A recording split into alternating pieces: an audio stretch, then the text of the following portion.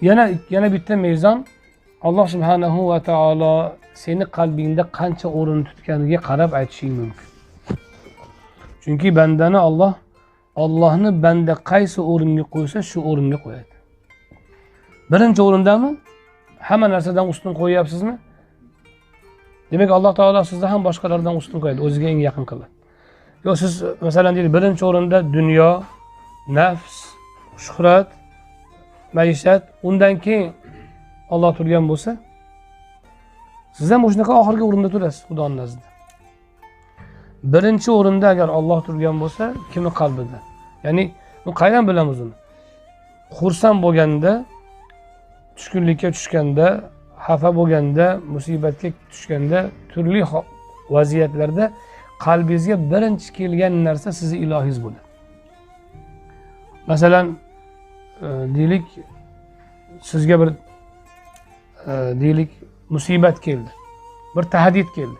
Tahdid kelgan paytda ko'ngilingizga nima keldi birinchi? Yo Alloh keldimi? Yoki palonchi voyaga aytaymikin? Ustonchiga chiqaylikmikin? Ha? Palon odamga aytaylikmikin? Degan narsa kelyapti. Agar palon narsa yoki pul yoki palon shaxs kelayotgan bo'lsa, bilingki ilohingiz o'sh. Agar Alloh birinchi o'rinda turgan bo'lsa, birinchi dilingizga Alloh keladi. Banda doim Allohni man asaralloh asarahulloh degan muhasibi.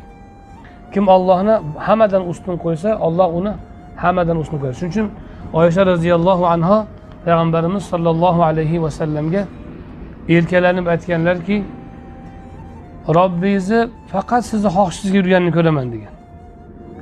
La ara robbaka illa yusari'u fi hawak degan. Robbingizni qachon qarasa sizni istagingizga qarab shoshayotganini ko'raman. Nimaga Alloh subhanahu va taolo payg'ambarimiz alayhisolatu vassalomga qad nara taqalluba wajhika fis sama.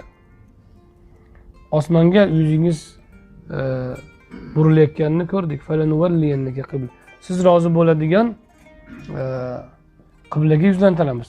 Va la sawfa yu'tika robbuka fatarda. Siz rozi bo'lguncha beradi Alloh sizga hali. Siz rozi bo'lguncha beradi. Nimaga? Chunki payg'ambarimiz alayhisolatu vassalom lakal utba hatta tarda deganlar.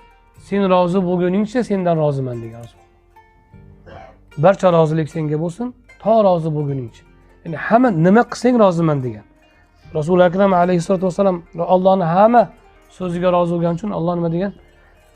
Rozi bo'lguningcha beraman degan.